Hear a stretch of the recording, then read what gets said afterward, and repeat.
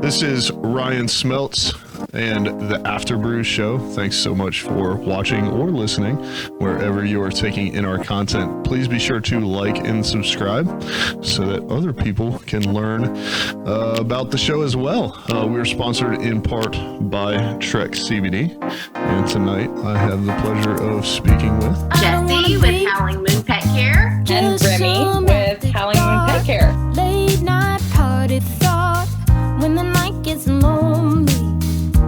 I don't want to be just an in between, some more faithful flame when you're all going wrong. I want to be center stage. I want to be in your spotlight. I want to be newsflash. Welcome to the Afterbrews. Don't worry if you say anything you regret, I can just edit it out. Don't tell us that. I doubt that'll happen. It's never been a real issue, but I like to set the stage. So, Cool. So you guys, you want to talk about where you got each of your dogs, what the glorious rescue looked like? Are you getting at a specific question there about Mr. Knox? Well, I'm definitely interested to hear Mr. Knox's story about his eye and why You he's might as well constantly tell it, blinking. Remy. I mean, Yeah, You said it's very anticlimactic. yeah, it's very anticlimactic. no, but she says that, but she told me the second it happened, let me tell you, it was not anticlimactic. Well, people expect this story about, oh, he got in a fight with a bear or something. And I'm like, no. So what happened was it was actually Thanksgiving, which made it 10 times worse because, as you know, pretty much everything is shut down on Thanksgiving. That being said, I'm also very, very specific about where I take my dogs to the vet, all of these different things. So when everything is closed, you only have so many options. Yeah. I was getting ready. I was living in Fayetteville and I was getting ready to drive to Raleigh. This is pre-COVID. So I was going to have a little get together. This was, I think, about a year last. It was a year ago. This Thanksgiving was his anniversary. Yeah, Thanksgiving was his 1 year anniversary. But I was letting him out, and I actually was taking the other two dogs with me and leaving him home alone. So I always joke and say, buddy, you could have just thrown up. You didn't have to poke your eye out. When I let him back inside after like a potty break, he came in and he was doing this thing where he was kind of walking and holding his paw up above his head. It almost looked like a little salute. So I start giving him a head scratch because I think he's trying to itch his head, and he leans into it. He's enjoying it. And then he looks up at me all happy, and part of his eye is punctured. And his personality, I know, and it's totally true that dogs in pain can it can change their personality, just like with people. But his personality was not. Oh, he could take it. I guess he has this incredibly high pain tolerance, because in the car on the way to the vet, I gave him a Kong filled with peanut butter. And I'm like, if my eye was poked out, the last thing I would want to do is be like, oh, I could use some peanut butter right now. He just ate his peanut butter. He was all happy about it. And he was a perfect gentleman at the vet, gave them no problems with anything. And another funny story, I'll make this quick, but one of my favorite stories about Knox is when he got his sutures removed, they actually didn't give him any type of anesthetic or nothing to make him feel loopy. So I was feeding him peanut butter, and we did muzzle him just for safety purposes because, scissors by his eye, and I understand why they would want to do that.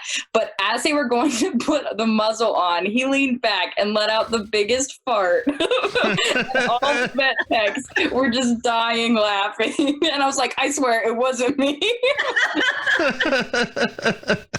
But I mean, Remy called me up freaking out. Like, there's this stick poking out of my dog's eyeball. I think I'm going to vomit. And I was like, just don't look at it. Put him in the car and take him. And it was kind of a mystery for a while about, like, how did this happen? You know, how did he impale himself with this stick? But later, Remy was surveying the yard trying to figure out what had happened, and pretty sure that he was gnawing on a small tree. Yeah.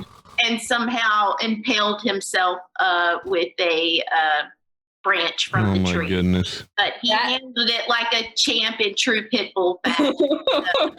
It was like, well, I guess I'm down an eye. I could really go for some peanut butter. The funny thing is that Remy's husband was overseas at the time. And I joke when he says he's going to go overseas again. And I'm like, you just tell him if he goes overseas again, Knox is going to lose another body part. Every time he goes overseas, he loses a body part. That is extreme. That is some extreme separation anxiety. Super resilient. And, you know, Zuri, the kid I've got with me who's taking a nap or trying to sleep on the job. Yeah, wake up. We're trying to interview here. Come on. I know. You got to participate. But the dog I had before him in college was a hot mess. And he actually bit someone in the face. And that was ultimately what steered me to the direction of dog training. And then I got Zuri and I said, I'm going to get a small dog that can't really hurt anybody and start training like right off the bat. And so that's kind of how Zuri came about. But, you know, we've all had our fair share of difficult dogs, but when you have a dog that has a bite history, it's a whole other ball game because, you know, animal control can get involved and it's scary. So that was really what pushed me to learn more about dog training. Yeah.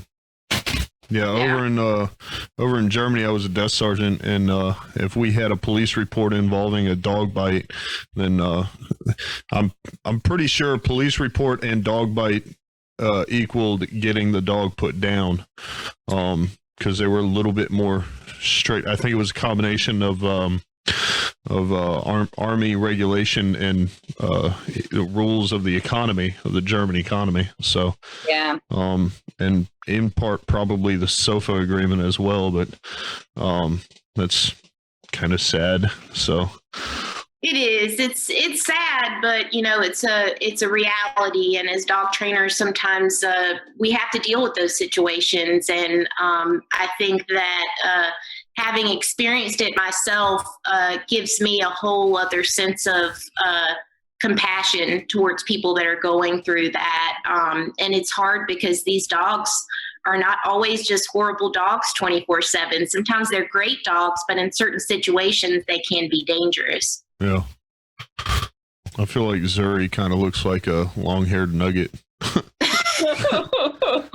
He usually gets things like that creature from the Labyrinth, or like Sid the Sloth from Ice Age. Yeah, that one like fits. Very long hair. Very long hair. Yes. So I mean, is there any, like, what do you guys do when you go to train a dog? Like, do you meet with it first, or is it just kind of is it you and the dog owner? Like, what does that look like? So we offer different packages.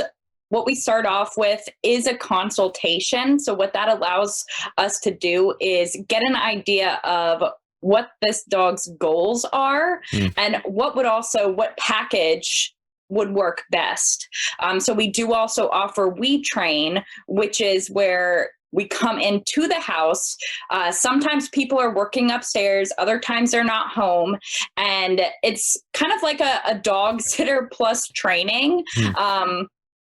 So we visit, train, but again, kind of figuring out, people have been extra busy.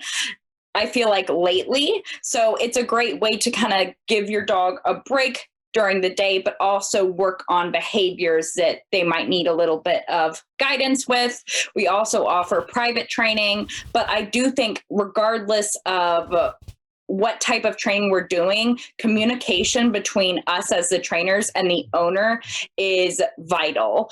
Because as much as we are going to help train the dog is going to stay with the owner forever. So we also want to widen and educate the owner so that they can continue the training process, because it really is a lifelong process. Yeah. Training is a way of life. So, you can, we can train your dog to do something, but if you're not reinforcing that at home, it can, the dog can regress. Yeah. So transferring our knowledge and skills to the owner so that they can continue with that training with their own dog is very important. And so a lot of times we always follow up with homework. So each client, when they have a lesson or a We Train session, they get homework after each session from us. And sometimes we also provide videos. So in a situation like We Train, where Remy might come and train the dog for the person when they're unavailable, we make little short video clips that we usually upload to a drive that people can refer back to, so that they can continue reinforcing that training with their own dogs. Nice. That's awesome. I always say I definitely offer a lot of information, sometimes in a short period of time. So I try to almost outline things step by step, because I know that I have a really bad short-term memory. So it's definitely helpful, I think, for the owners to have that so they can go back and reference. That's nice. Yeah. And I think it's important to think about how we're not only training the dogs, we're also training the people. And I think my background as a teacher kind of helps me understand that not every owner is going to learn the same way, just like every dog is not going to learn the same way. So recognizing what's going to make the learning process easier on the dog and the person can be helpful, because some people are really visual and some people like to have checklists and things. So, figuring out what works for each client is really what we strive to do, is to provide that that personal, plan that's going to work for that dog and that person. Absolutely. Can we get a little bit more of a camera view of Zuri? Sure. He's. I will. I know that this is Zuri's big thing, and he's camera ready. He had the makeup and the hair and everything. So we'll give you a little sneak peek of how we came up with the name of the business. And Zuri was originally the mascot, and he would go around to events and stuff with us. And the cool thing about him is he can howl on cue, and you can probably hear it a mile away. So if you guys will howl with me, he will join. I was trying to figure out.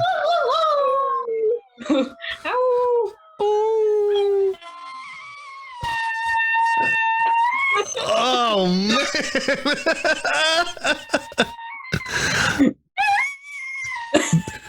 Okay, so that's kind of disappointing. Like, Zoom has a feature where it eliminates background noise, and I think that so you can hear it, but I feel like that would be so much better in person. Zoom, sorry. I can definitely tell that he's putting his all into it. He went lungs full, just. Oh my goodness.